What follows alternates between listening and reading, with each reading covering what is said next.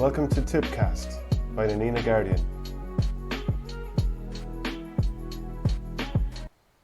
Hello and welcome to TippCast. It's the first episode of this new offering brought to you by the Nina Guardian. It's myself, Shane Stapleton, and sports editor Shane Brophy. Shane, how are you doing? Let's talk about TippCast and how exciting it is to start it off today. Yeah, I suppose we might turn into the two Shanes after a while and take on the two Johnnies. So we're half as successful as they are. We won't be going too bad. So look, it's great to be finally putting an offering together online on behalf of the Nina Guardian. And look, what else did you want to talk about in Tipperary? Only Gaelic games, hurling football, camogie and ladies football. So hopefully over the next 3 months or so, hopefully into late August, we'll have a weekly offering of all things Tipperary, reviews, previews, and hopefully some guests. Hopefully every week. This week we'll just start off with ourselves in terms of an offering of what we think might happen with the Tipperary senior hurlers this year.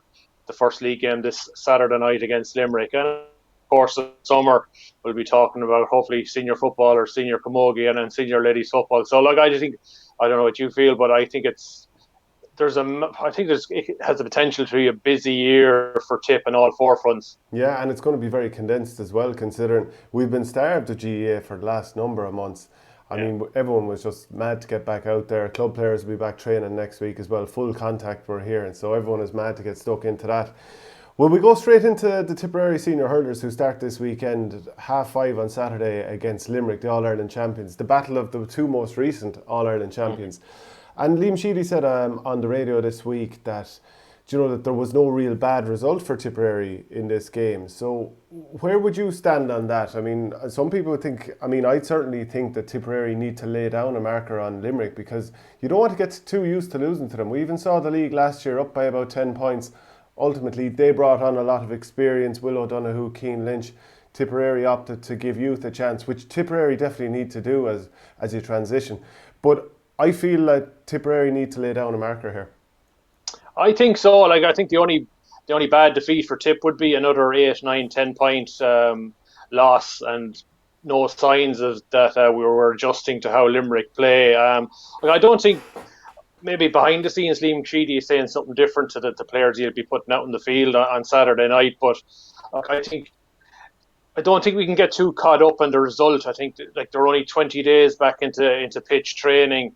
Like every team, even including Limerick, it's about getting guys up to speed, getting the sharpness, getting the skill levels back up to where it needs to be. So look, I think if we see an element of progress this weekend, hopefully 2, 3, 4 guys maybe that hadn't seen a lot of game time putting their hands up maybe to be there or thereabouts come the Munster semi-final against Waterford or Clare. I think that would be pro itself. I think they'll be. I would think that Liam will be using the league. I think he'll be grouping the league into two phases. The first 3 matches and the last 2. I would think minimum 2 wins out of 3 in the first 3 games against Limerick, Cork and Galway. And I wouldn't be surprised at this stage. And if you think that a lot of whether it'll be Tip, I think a lot of teams, I think Lee might have actually already picked his teams for Galway and Cork, constantly maybe changing 5 or 6 players at a time. Because I know in an interview with us this week, he was saying he'd hope by the end of the league that between 25 and 30 players will have got game time in the league. So it's finding that balance between blood and guys and being competitive. So it'll be interesting to see what he does. We know with the Limerick team, I think of 6 changes from the All-Ireland 15. So I would be surprised if Tipperary goes something similar with maybe 10, 11 frontliners or maybe 4 or 5 fringe guys getting a go. Yeah, absolutely. If you look at the league group that Tipperary have, which is Division 1, Group A, Limerick, Waterford, Galway, Cork and Westmeath. Now, I think everyone would expect to beat Westmeath. Cork instead of Waterford. Yeah. Cork and Waterford at different points. So there are a lot of tough tests in there. It's definitely the more difficult of the 2 Division 1 groups. I think most people would accept that. But because it's only a 3-week lead-in, there is a huge risk of injury. So it's a balancing act for every manager out there. So it's a tough task for Liam Sheedy because he knows what was put out in 2020 probably won't be enough to get by in 2021. So I think even if some of the younger players who maybe haven't been tested against a team of the quality of Limerick. And I know you mentioned the 6 changes from the All-Ireland team last year, but it's still a very strong team, and you've guys who haven't, if they haven't won All-Irelands on the field with their county, they've won them with their club, with the likes of Napiershik as well. He obviously has to give these guys a chance. And even if, let's say, a couple of these younger players who tasted defeat in Munster last year, and that was a heavy defeat down in Cork, you put them out again. At least a couple of them anyway. Put them out again, and if you taste defeat, it's not like you can never come back from that. Like, most players in their careers have suffered heavy defeats at some stage, but you need to get used to playing the likes of Limerick to see what it takes. Like, test yourself and think, right, how far am I away? What can I do to myself mentally and physically for the next time? How can I prepare better?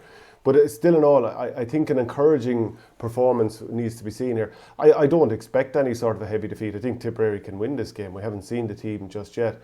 But Limerick are clearly giving players a chance. I'm sure Tip will too. But just, I think, signs of encouragement, signs that there are players coming that can keep with Limerick physically. Because a couple of the Tipperary players who've been great soldiers, if last year is anything to go by, and even the Munster final in 2019, a couple have a lot to do to be able to keep into the pace of Gerard Hegarty, of Tom Morrissey, players like this. They have an awful lot of guys who are absolute trains that will stay going all day. And it's difficult for lads who are 32 and 3 and stuff like that. So I think Liam needs to find that balance between dropping some, sacred cows, but at the same time, like, they can be used very well too, because they're still quality players. Where do you fall in that line of bringing through the next crop, like the 2019 and 2018 All-Ireland 2021 champions, but still you've great players that have done it for so long and delivered? Where do you fall in the line of introducing them? It's a difficult one. I think I think Liam is going to fall on the side of who are my best players by whether it's by I think it's regardless of age. Like, and I think if you go back to 2009, 2010 when he was there first, I still remember a lot of those press conferences there when Brendan Cummins would have been one of the older guys, and he was so enthused by what the freshness of what the young guys brought to the scene. I'm still waiting to get that sense from the older guys now, the Brendans and the Knowles, that the younger guys are infusing them with energy to maybe give them or to push them along to get one last bit out of them over the next couple of years. Like, I would be encouraged from the fact that Liam Sheedy has been here before, in terms of from his first term as manager. Kilkenny were the top dogs, and he was able to take them down. And I suppose you're looking at a Limerick side now that are in that Kilkenny mould. So look, like, Liam Sheedy knows what it takes. Like, one defeat this weekend, if it does happen, look, it's not going to sink the ship. Like, we all know the time to beat Limerick this summer, if Tip get to play them, will be in the championship, hopefully in a game that matters when they can be knocked out of the championship. It could be a Munster final, it could be an All-Ireland final. So look, I think there's an awful lot of an upside coming for Tip this year. I think there was a lot of circumstances as to why we didn't perform last year. I think I definitely, like, the winter championship just didn't suit us. I know it was the same for all counties, but physically it just didn't suit us. I think over the winter months, I think the main aim was to improve our S&C. I think we fell back a little last year.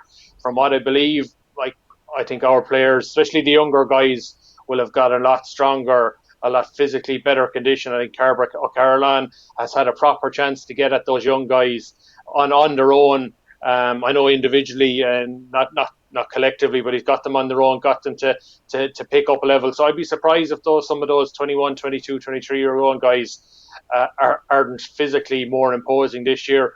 Then you look at, I suppose, long term, like Noel McGrath and John McGrath looked mentally shot last year. I know Noel scored 4 points in the quarter final against Galway, but physically they were struggling to cover the ground. I expect those two guys to be fresh. Like, Pádraig Maher had a knee operation just before the championship last year, which definitely blunted his effectiveness. Barry Heffernan missed a fair chunk of training between the end of the club championship after picking up a leg injury for Nina and before the championship. Like, there was a lot of Seamus mitigating Kennedy, circumstances. Sorry? Seamus Kennedy also had a period out. Yeah.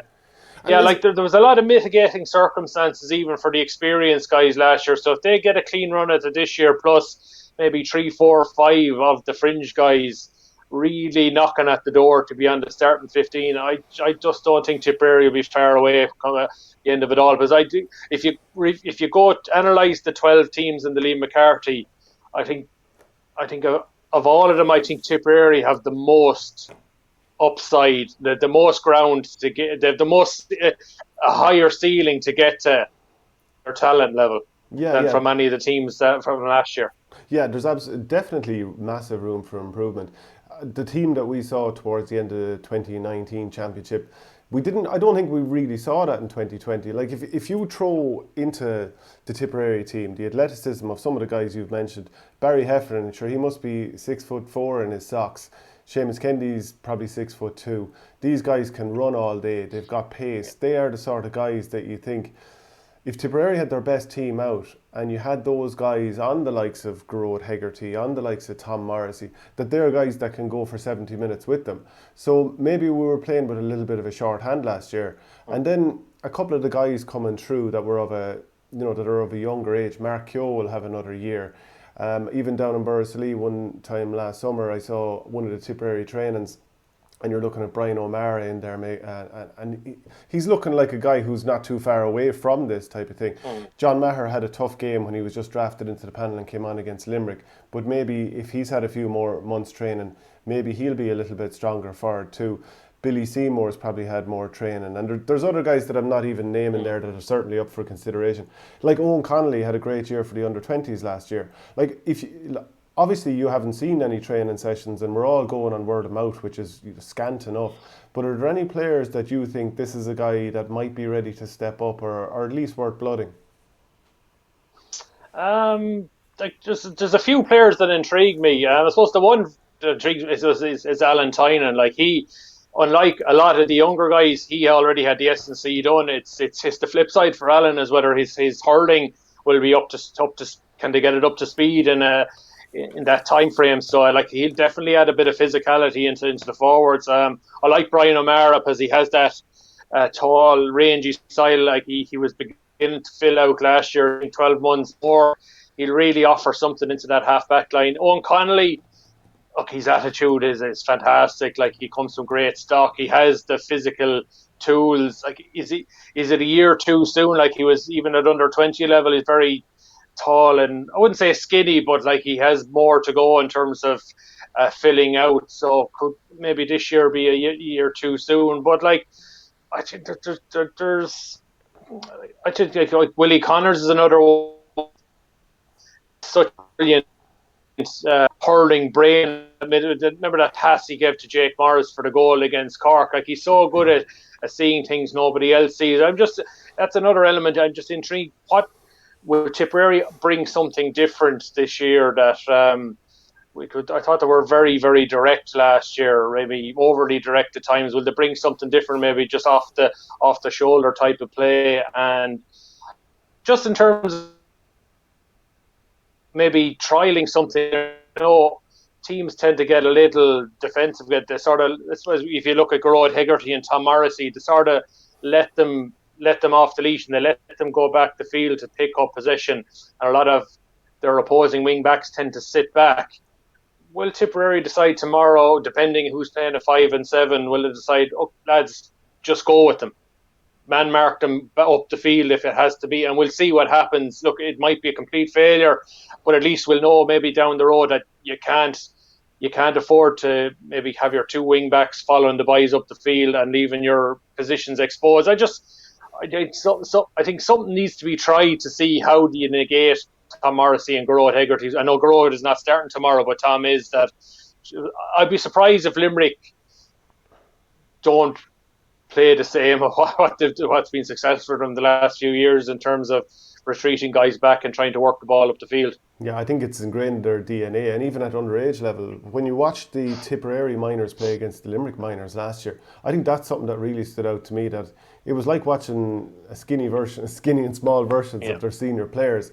That seems to be like their whole thought process and philosophy the whole way through.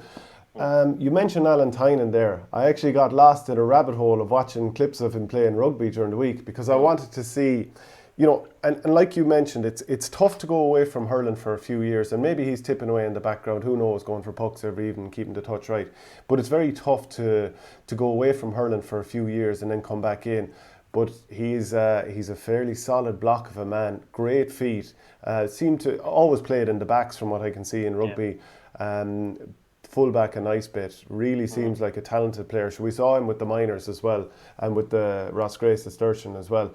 So that would be very exciting, but it's a tough adjustment period. I don't think too many players have been able to go from one code and just go back. It might be easier for, Colin O'Riordan went back and played Gaelic football, but that's a little bit more similar to the code he continued to play, and it's obviously easier to handle a Gaelic football than it is a slitter. So it Like probably he is did, asking a lot. I was at the club game last summer between Killadangan and Roscrea. I know Liam Sheedy was at that one as well, and like Alan, I suppose I would class James Quigley as the best fullback in Tipperary, and easily the toughest game he got last year was Malentine, like especially in the first 20 minutes when Roscrea were competitive and the ball was going into the full forward line relatively quickly.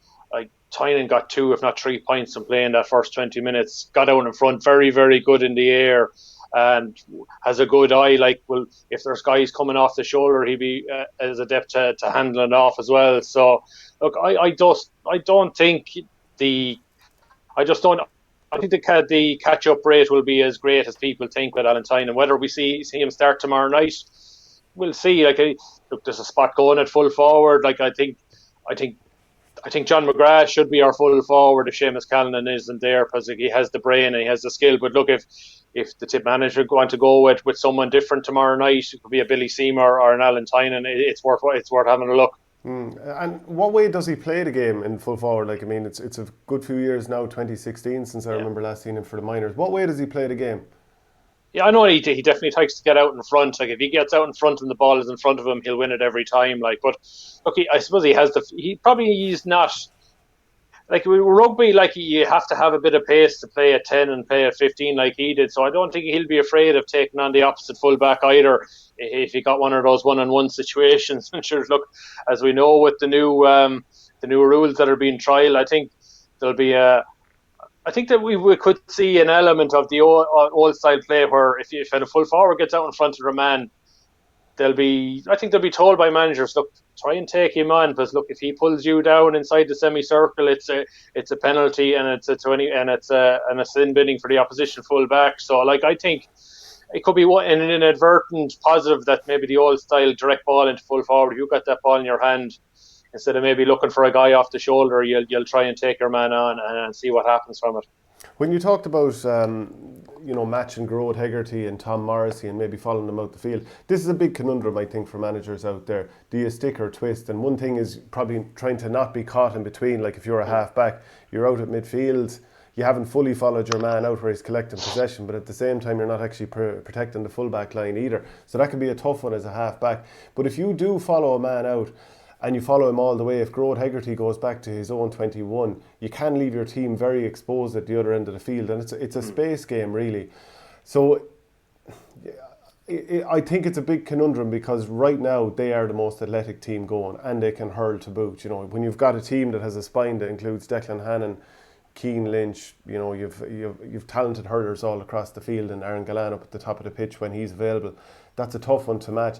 But I wonder, and this has obviously been something I've discussed many times over the years, would you be tempted to move Michael Breen into the back line as well? Maybe wing back. I know he was an underage fullback, and I'd still always have been curious to see how he'd go there. But I think of all the places to easily transition to, I think wing back would be quite straightforward for him, because he's such an athlete. He'd probably score just as much raiding from the half back line, get 1 or 2 points or a couple of shots off per game. And I think physically, you're probably, as the opposition, you probably don't want to rain too many puckouts down on top of him, because he's such a big, strong man. And he should be able to keep into most lads with that pace and power. I definitely I initially when he was playing his club hurling, I think when he was younger he played at number 5 for Ballina, and I said to myself that's maybe where long term he should end up. Like he has, as you say, he has the physical attributes. He has that sort of I would say a Jeremy Byrne style where he can Raid forward up the wing, and we all know how good he is at picking off long range points. So look, that there's no doubt that's an option. Like, but we also have like Seamus Kennedy is very adept at that. Like I would see Brendan Maher probably more of a 6 now, or maybe as a 4. Like I think I think the way modern hurling is going, there sort of has to be a fluidity in all positions. I know there's a clamour for maybe Ronan Maher to be at 6, but like I still think fullback is so important. I think Ronan is still our best option there. Is James Quigley? Like James Quigley for me is the best club fullback in the county. Is he ready for that inter-county level?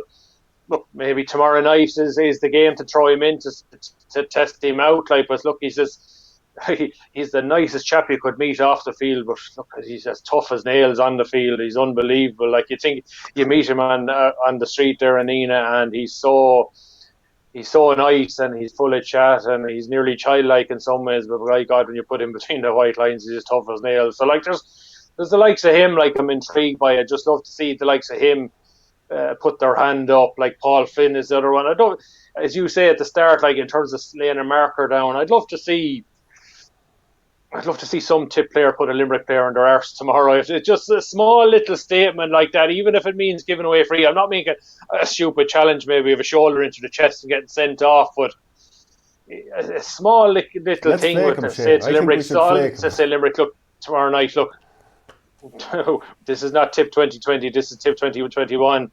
This is the first battle. We'll see you down the road in the summer, and you'll know we're serious. I think that statement probably has to come from one of the younger brigade. Like I think we know what Pádraig and Brendan and Bonner and Dan and Noel are going to bring, but I think for what Liam Sheedy wants the younger guys to bring, it's just to do something to say, look, Liam, you can trust me here. Like so, and it'd be interesting to see whether one or two of those fringe guys will do it tomorrow night. And it's not just what happened in 2020. I think we can remove the dead rubber Munster clash in 2019. Limerick made a lot of changes for that game, and I think Tipperary picked more of a first choice game. But it's the 2020 game and the manner of it. It's the 2019 Munster final and the manner of it. That game was over after 25 minutes. I think we can be honest about that. 2018, Tipperary made 5 changes, I suppose, the Thursday before the game, and lost that game somewhat comprehensively for a finish. In the couple of years before that, I think Tipperary were handing out pastings to Limerick. But they've really turned it around, and there's a real danger, like as happened with Kilkenny for a number of years there during the 2010s, the early parts of the 2010s, of just getting a little bit too used to losing to Limerick. Yeah. Oh, definitely. There's no doubt about it. Like, I think it's, what would you say?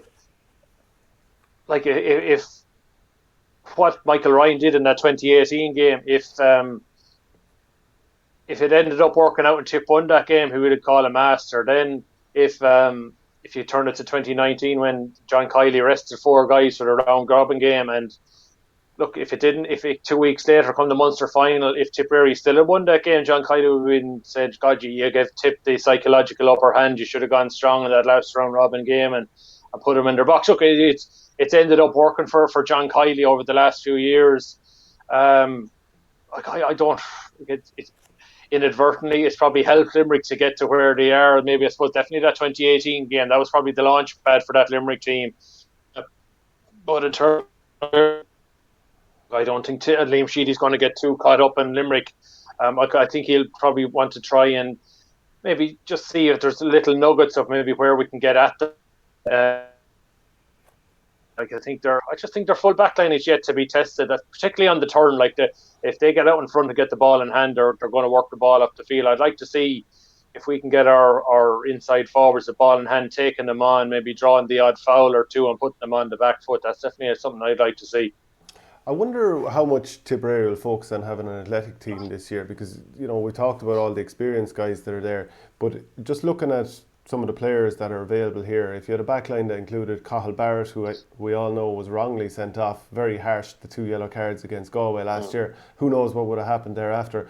But if you have a backline with, let's say, Cathal Barrett, Ronan Maher, maybe Brendan Maher as the 4 that you've suggested, maybe Seamus Kennedy, Michael Breen, Barry Heffernan, and obviously you have the likes of Paddy Cadell, Paddy Maher is the option there, obviously for so many years. You really have quite athletic team all of a sudden, which you're going to need against Limerick. If it was a game of just standing there and showing off who has the best wrists, I think Tipperary are going to win most All-Irelands. But obviously there's a lot more to it than just that. And then if you had in midfield, for example, you have options like Noel McGrath can obviously be a playmaker there. You could put Dan McCormick in there. Alan Flynn had a brilliant season last year when he was out. He was wearing number 4, but he was out towards the middle of the field and did a really good job there. Willie Connors, like you mentioned, Niall O'Mara. Is that the direction you'd like to see Tipperary move? And I think it is the direction I want to see. I wouldn't like to see them going too. Like I think if we followed the Limerick template, we're goosed. Like because like Limerick just have tools in terms of physically dominant and athletic players that we don't have. But one thing we have over, I think, most counties, is skill level. Like if we get to a certain level of physicality and athleticism, where when we put our skill level on top of that, I think would be very, very hard to beat. Like I think we've got to rely on what works for us, and I think our skill level and our ability to score in tight spots and ability to get goals is still, I think, what sets us apart from a lot of other counties. And like if we get 2 or 3 goals a game, we're going to be very, very hard to beat. But it hasn't There's worked no for doubt 3 about years, it. Shane. Like it just hasn't worked for 3 years, and not only have Tip been beaten, been fairly hammered.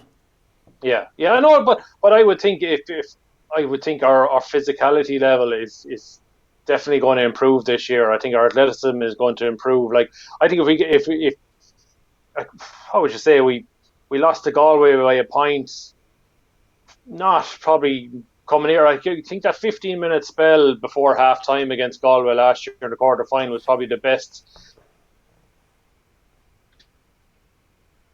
There was physicality, there was balls off the shoulder, balls being sent in direct, but guys coming off the shoulder to take a pass. Like if we get to that level again, we're very, very hard to stop. It's just that we don't do enough of it for consistently for long enough in games. We need to get out of this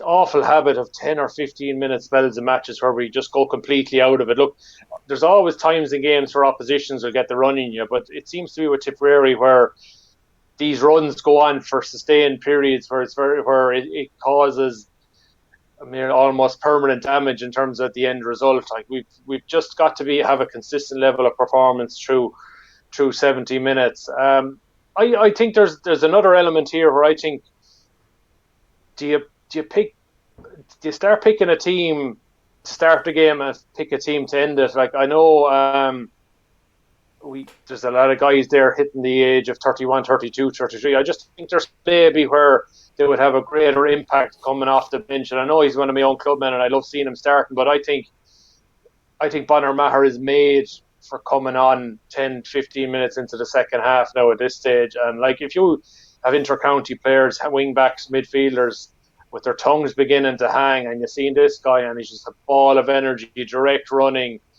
like with maybe a couple of young guys around him he can lay the ball off to. I think there's something that management we should maybe think of, is that okay, instead of putting our best 15 to start, have we 1 or 2 X factor guys coming off the field coming on in the start of the second half or middle of the second half, sorry. And it just doesn't have to be the young guy X factor, it could be the old guy X factor. Old and Bonner's 31, he's far from old, but look, I just thought in some of those games last year, the Cork and Galway game especially, when he had to come off after 50 minutes, he was like he could give no more. Like the tank was empty. But I just thought Tipperary lost something when he went off. I just think Bonner coming on with 20, 25 minutes to go, I just think it would give Tipperary more in that closing 10 or 15, 20 minutes, as you know, that's where the games are ultimately being won, especially tight games. Yeah, I couldn't agree with you more there, because and maybe that's part of the reason that Tipperary are going in and out of patches within games, because maybe the tongues are wagging, that maybe there are too many miles on the clock. And one thing I'd hate to see is players being either told they're retired or made feel like they're no longer part of the setup and important too, because you need that balance of experience. Like look at the Dublin footballers. For several years there, you have guys 31, 32 coming off the bench. Remember Dennis Bastick, I'm pretty sure he came on midfield at the age of 35. Bernard Brogan making an impact up until 32, 33. Kevin McManaman for years at it.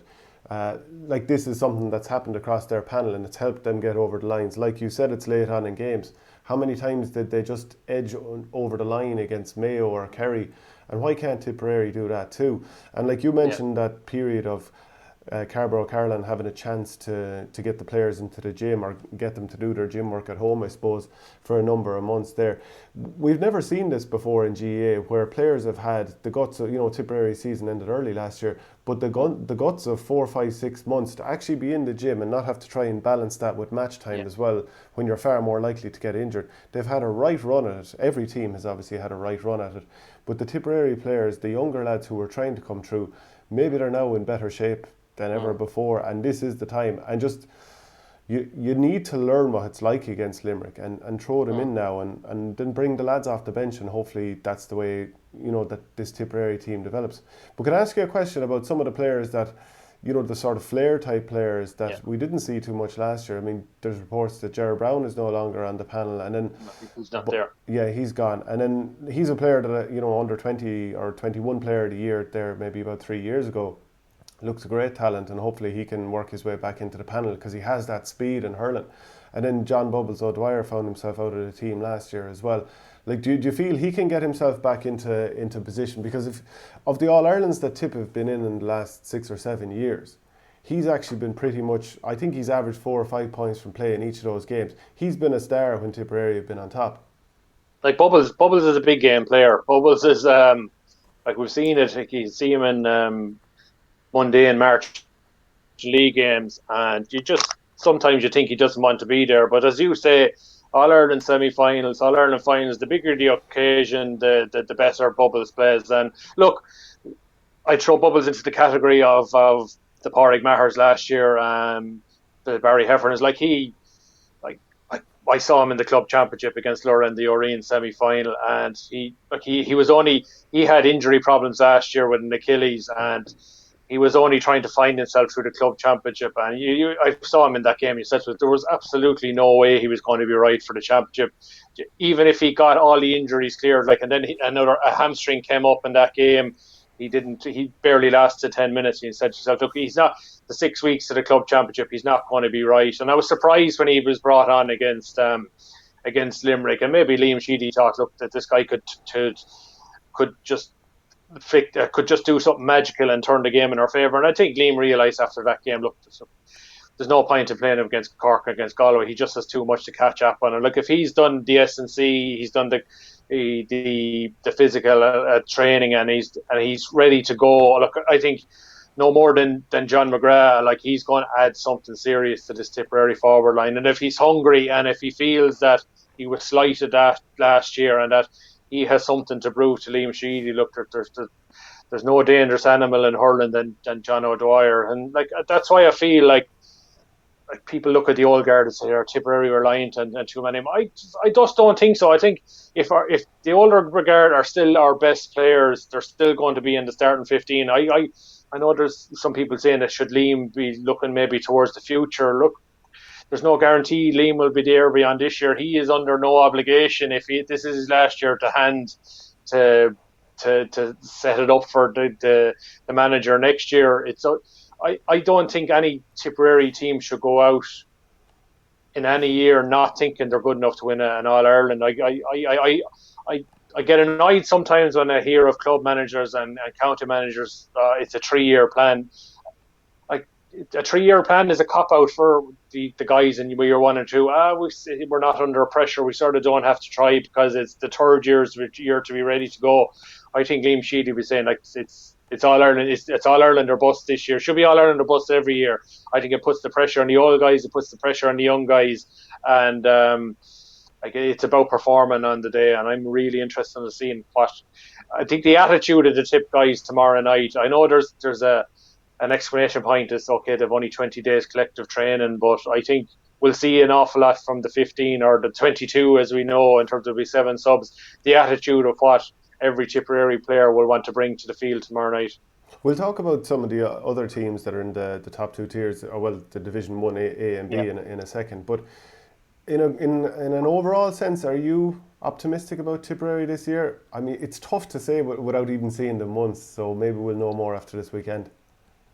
I am, because I don't think we saw anything near the best of what we could see there. I just think there was mitigating circumstances last year in terms of player fitness, in terms of players coming in fresh off the club championship. I just don't think there's any excuses this year. We're playing the league and the championship in Tipperary conditions, which is in the summer. Um, like you saw the Limerick and the Cork game last year, they were played in monsoons. They were horrible. Like the Galway game was played in ideal conditions, but the pitch was a little slow. The ball wasn't running as quick, so like Tipperary want the ball running quicker. So look, I think from that point of view, I don't think we'll be far away. I think we go into analysing the key contenders. I look at Limerick. Can Limerick get any better? I'm not sure they can. Like, look, I'm sure John Kiley and what's his name, Paul Kinner. Kinnear. I'm sure they would have like set back last year. Like, how can we get better? Like, there's no doubt they're not going to stand still. Like, so, but I don't think they have the level of improvement that Tipperary can. Galway, I'm not sure. I'm on the fence with them. Like Brian Concannon was a find for them last year. Evan Nyland was a find, but how much more can they get from Aidan Hart, Johnny Cohen, David Burke? I suppose they were similar to Tipperary in a way. Can they find some new forwards to take the pressure off Joe Canning? Waterford, did they overachieve last year, or can Liam Cahill and Michael Beavens find more? Like Ty DeBurka isn't a huge loss. Stephen O'Keefe in goal is a huge loss. I know they have great hopes for Billy Nolan in goals. So, sorry, they have great hopes for Billy Nolan in goals. Like Shane Bennett is a big return for them in the forward. So they're one. Clare, I I think there'll be a sting in Clare because they've had so much negative press over the winter. I know not directed at the players themselves, but they might just feel like they'll get a release and Hurling being back and John Connon is back and the Galvins are back. Defensively, they're probably short, and Shane O'Morey not being there is a big loss too. The one that intrigues me is Cork. Like there has been an element of a new broom there with Conor Lehan going, Aidan Walsh going, but like while they did lose the big underage games against Tipperary over the last few years, you can't say they didn't have the talent. And if Kieran Kingston and Diarmuid O'Sullivan and Donal O'Grady, if they can get a system in place and a toughness into that team, I just don't think they'll be far away. I think Tipperary, Cork, and Wexford are the three teams with the most upside from last year in terms of what we saw that wasn't produced to what we think they can be at their very best. Like I think they're the three teams that definitely have a ceiling that they can produce an awful lot more. I don't know, what do you think? Well, can we call a spade here? We need Cork to beat Limerick so that Tipperary can win Munster. Well, like Cork, but on the flip side, if Cork beat Limerick, does that anger Limerick, or do we want maybe Limerick to get to a stage where maybe their flaws haven't been exposed and they get you a chance to rectify them? I mean, it's an interesting who would come the championship, who would benefit more from an early round defeat and be strong enough to come back. I'm not sure Tip can. I think Limerick could. I think Galway could. Kilkenny, I don't know. I think this could be a year where Kenny struggles. Like Colin Fennelly is gone. Like while they were Leinster champions last year, like that 2-goal salvo in 120 seconds against Galway, I think it's masked an awful lot of deficiencies there. Like the collapse against Dublin in the second half of the Leinster semi-final. Like that game goes on another 5 minutes. Dublin wins that game. They also collapsed against Waterford. Second half collapsed against Waterford as well.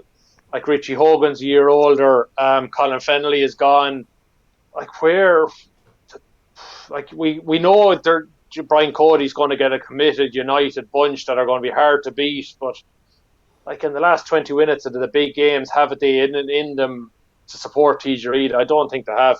Yeah, and they're like TJ Reid will be turning 34 later this year. He's still brilliant, and like there's only a handful of players He's that are still even the in his best. He's company. still pound for pound the best hurler in the country. Like so, Yeah, so like when you say a guy's a year older, you're not insulting him. You're still saying, yeah, yeah, he's still absolutely brilliant. But how long more can you expect this lad to throw the yeah, entire team up on his back? And the other thing that I noticed, and I'm just looking at the team that played the All Ireland semi final last year against Waterford, it's not a physically imposing team, or certainly not to the level of what we were used to 10 years ago when there were splattering players all over the field. And I remember speaking to one of the Dublin hurlers who would have played against them a few times, even 5 or 6 years ago, and he said, you always came off the field black and blue, like, you know, when you're trying to go in and lift up a ball, that to be a hurley coming in across and your arms would be in ribbons from it.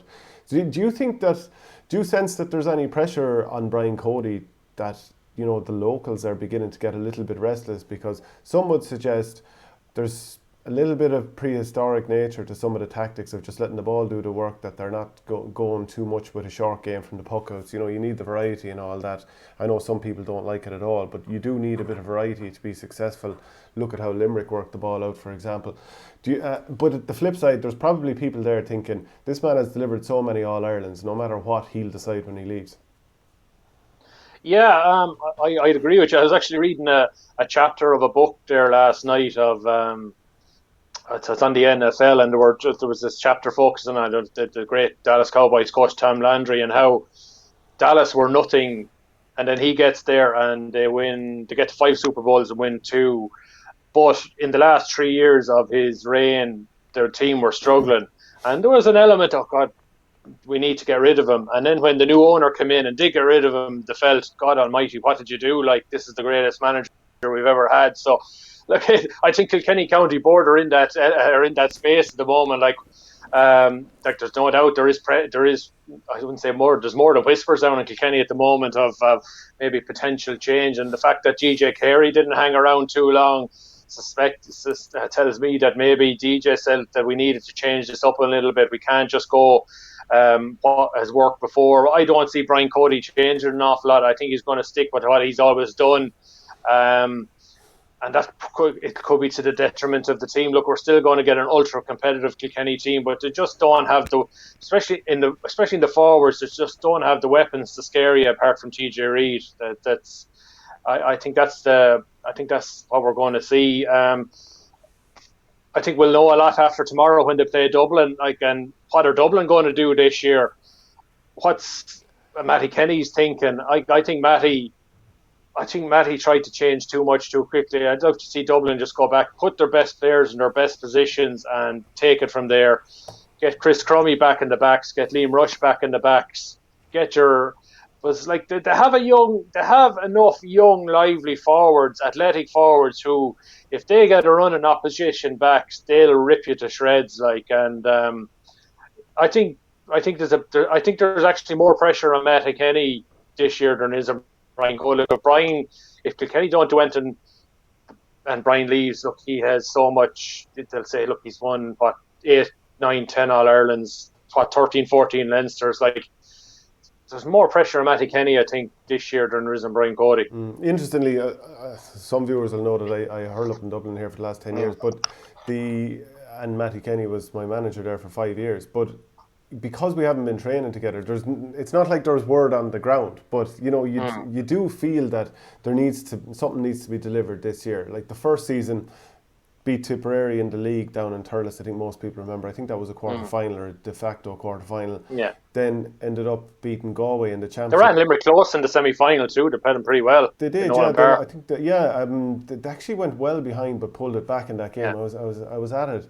Then they beat Galway despite missing half their team, and then lost to Laois. Now that was a shocking loss, but again they were missing maybe 7 or 8 of their players. Then fast forward to 2020, beat Laois by I think it was 14, so atoned for that. But then it was the manner of the defeat against Cork and the fact that they looked, I don't know, just I would have set them up a little bit different. I would make Dublin a bit more defensively solid. Like you mentioned there, Chris Crummy. I think he's going to be in the forwards again. but he's a brilliant half back, and he'll probably pop you a couple of points from play from wing back every game. Word on the grapevine is that Liam Rush is going to be back in the half backs. He's finally, after years of injuries, had a decent run of it, so he'll be back there. Like, they have Owen O'Donnell, they have Keane O'Callaghan, they have Paddy Smith. They actually have great backs. And then you mentioned some of the forwards that they have, like Danny Sutcliffe. There was a couple of signs of his top form last year. He hasn't hit 2013 levels yet, but there was a couple of signs of it. Keane Boland is a very good player. Eamon Trollier-Dillon, if he gets the right ball. Ronan Hayes, Donald Burke as well. Yeah. But they are lacking a little bit. But I just think we mentioned how do Tipperary make use of what they have? Dublin have to do it a slightly different way. Yeah. A team I'd love to go on to. You touched on Waterford already, but Liam Cahill and Mikey Beavens, they've obviously had a brilliant first season and did great stuff with the Tipperary underage teams. Now, Liam Sheedy will obviously stay as long as he wants to stay, but whenever he decides that he wants to move on, we're seeing an awful lot from Liam Cahill and Mikey Beavens to suggest that at some point they might take over the mantle there. I presume you've been very impressed, but like, how would you describe their hurling philosophy and what they've been doing with their teams? Oh, look, you couldn't be but impressed. Like, I remember the first year Liam managed to tip minors. It was 14 or 15, and you said to yourself, God Almighty, he just looked a fish out of water. But like, the one thing about Liam Cahill is that he learns from any mistakes he tends to make. If there's a failure, he learns. We saw it with the Tip under 21s in 2018 after that Munster final defeat. He more or less ripped up the script for the remainder of the championship. He gutted the team. He got guys in maybe that were from out the squad, and they improved it. Like, he's not afraid to make the big calls. We saw what he did last year with Noel Connors and Maurice Shanahan. I actually thought after the first year that maybe he would say, go back to Connors and Shanahan and say, look, I'm inviting you back. Just to say, he used the year to say, look, this is my ship.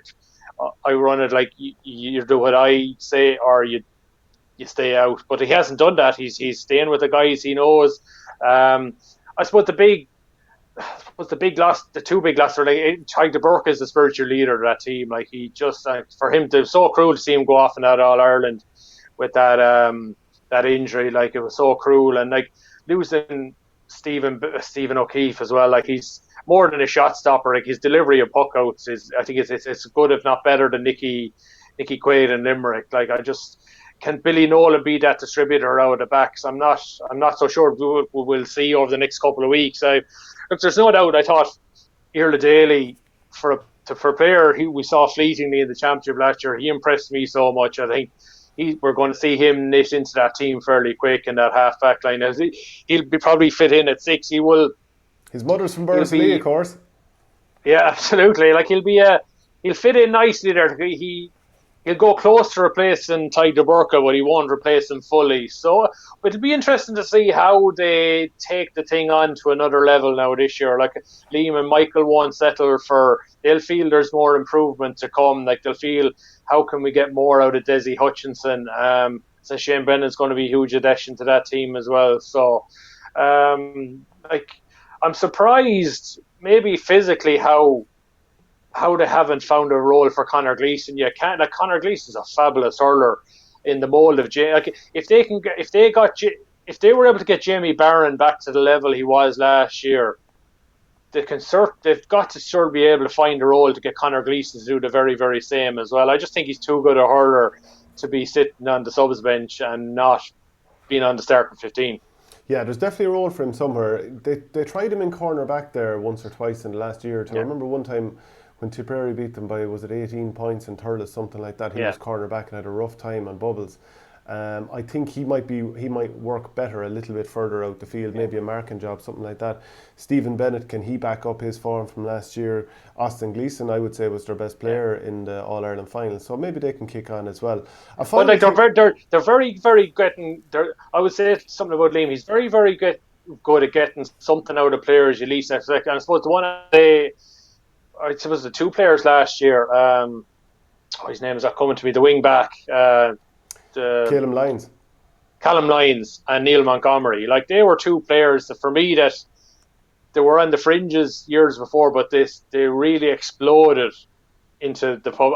Not only the national consciousness, but I'd say even Waterford people were surprised how much they kicked on last year. So can they get maybe two more players that maybe are on the fringes to maybe do to be a Callum Lyons or Neil Montgomery? That would intrigue me. And there's obviously plenty of other games on this weekend and teams we can talk about. But just to finish up there, we'll talk about one other Tipperary man, and that's Darren Gleeson up with Antrim. And they had a great season last year, getting promoted in the league, but also winning the Joe McDonagh Cup. He's done a great job there, and I think maybe he'll be battling out with Liam Cahill in years to come for the Tipperary job. But certainly very impressive what he's done.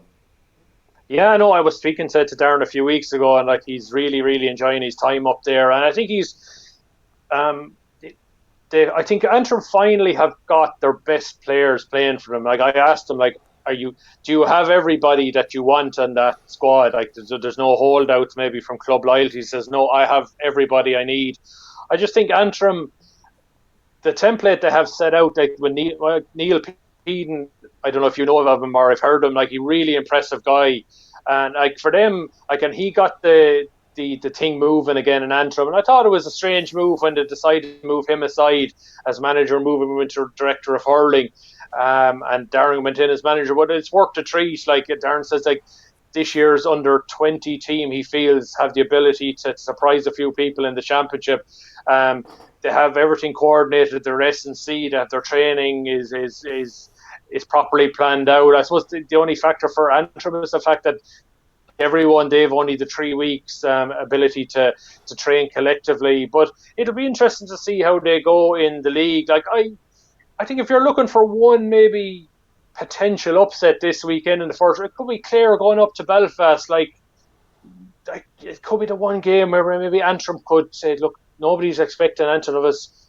What shape are Clare in? Can we really get them into Corrigan Park and upset them? So that's going to be a nice game there too. And like I think we better not leave out Westmeath and all this. Like look, it's a tough group for them to be in. I thought they really struggled last year. They seem to have gone backwards.